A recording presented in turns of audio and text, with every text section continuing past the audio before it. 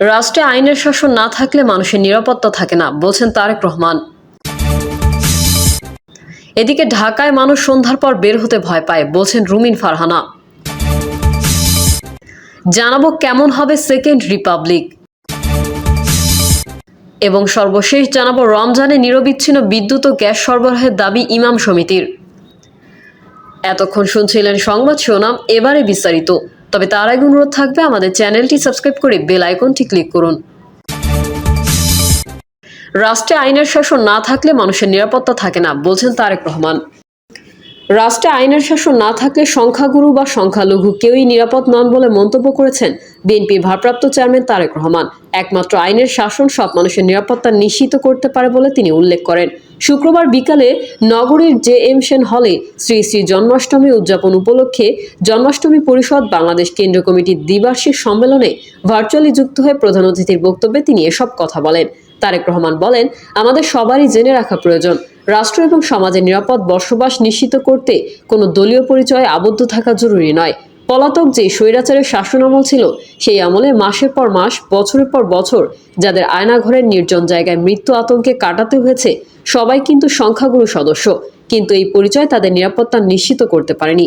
সনাতনীদের যাতে কেউ রাজনৈতিক স্বার্থে ব্যবহার করতে না পারে সেদিকে সজাগ থাকার আহ্বান জানিয়ে তিনি বলেন, বিতাড়িত স্বৈরাচারী সরকারের সময় গত 2 দশকে দেশের সংখ্যালঘু সম্প্রদায় বা তাদের স্থাপনা ও বসতবাড়িতে হামলার ঘটনাগুলো যদি পর্যালোচনা করি, তাহলে দেখব হাতে গোনা 2-1টি ঘটনা ছাড়া বাংলাদেশের সংখ্যালঘু কেন্দ্রিক হামলার ঘটনা কোনো ধর্মীয় কারণে হয়নি।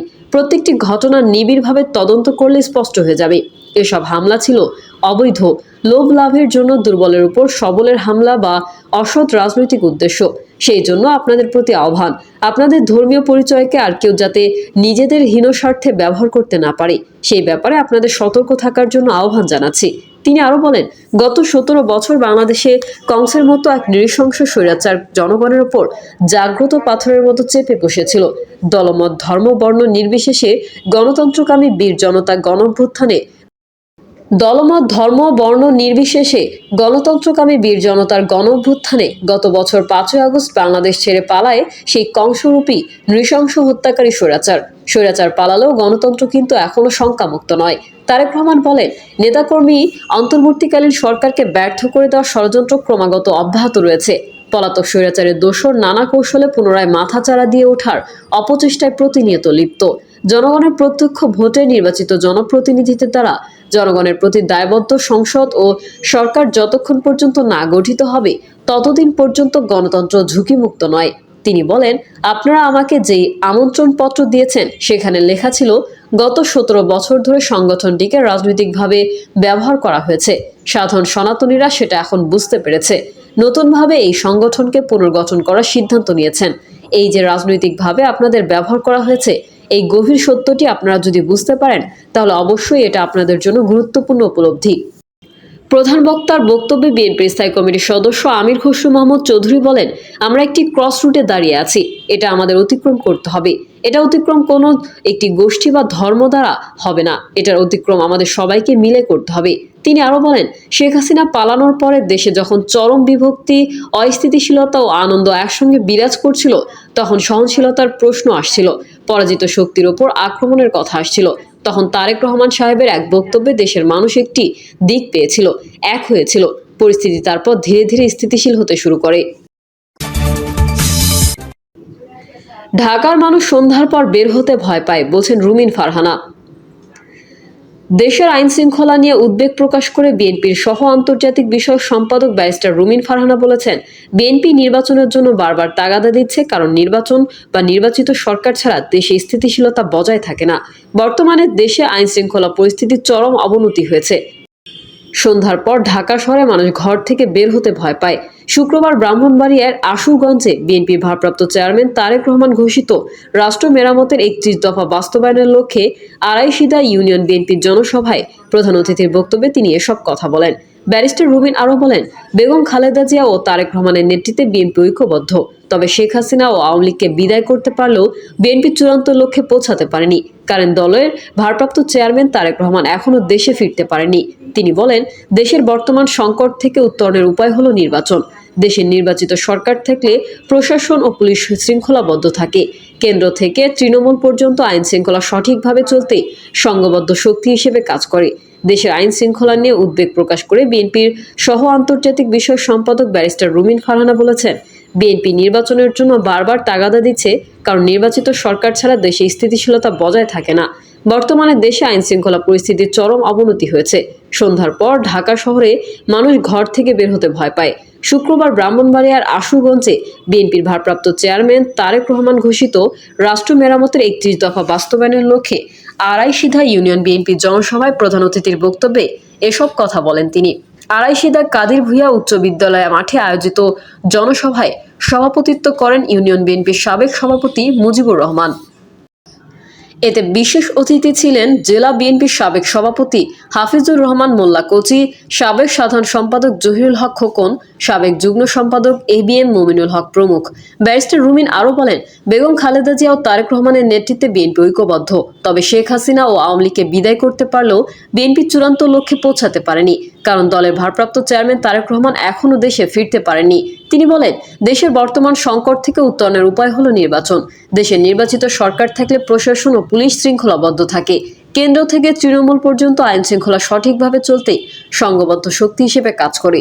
তিনি আরও বলেন, 15 বছর দেশের মানুষ ভোট দিতে পারেনি, তাই মানুষ এখন ভোট দেওয়ার উন্মুখ হয়ে আছে। তারা পছন্দের প্রার্থীকে ভোট দেবে। মানুষের এই ইচ্ছার প্রতি সরকারকে সম্মান জানানোর অনুরোধ জানিয়ে দেশের মালিকানা জনগণ থেকে কেড়ে নেওয়ার চেষ্টা না করতে সরকারের প্রতি আহ্বান জানান তিনি। কেমন হবে সেকেন্ড রিপাবলিক? জাতীয় নাগরিক কমিটি ও বৈষম্যবিরোধী ছাত্র আন্দোলনের উদ্যোগে আত্মপ্রকাশ ঘটেছে নতুন রাজনৈতিক দল জাতীয় নাগরিক পার্টি। দলটির লক্ষ্যেও দেশে সেকেন্ড রিপাবলিক প্রতিষ্ঠা করা।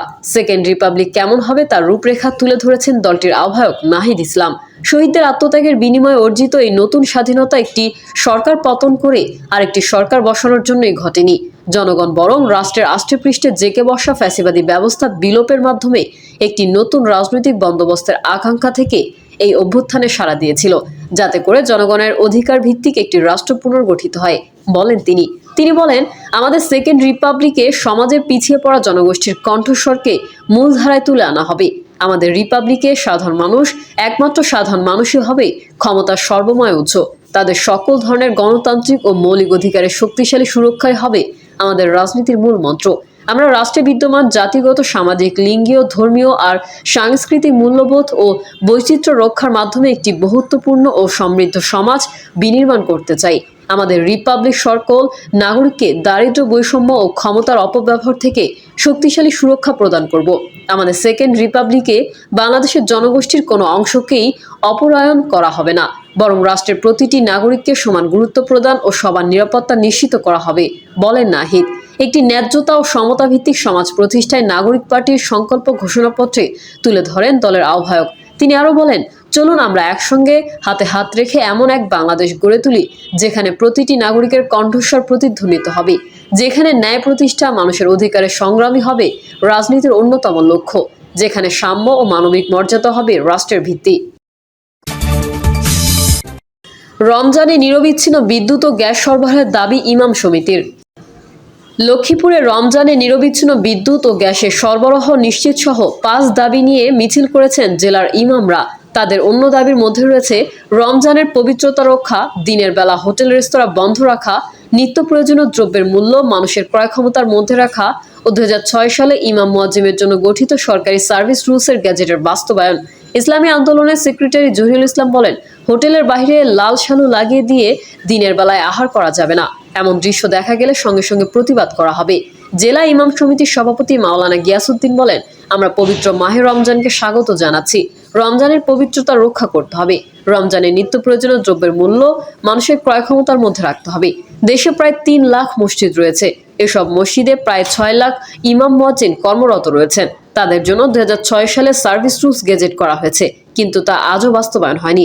আমরা দ্রুত সেই গেজেট বাস্তবায়ন চাই। প্রিয় দর্শক, এই ছিল এখনকার সর্বশেষ সংবাদ। আপডেট ও সংবাদ পেতে চ্যানেলটি সাবস্ক্রাইব করে বেল আইকনটি ক্লিক করুন। কমেন্টে আপনার মতামত জানিয়ে আমাদের সাথেই থাকুন। ধন্যবাদ সবাইকে। আল্লাহ হাফেজ।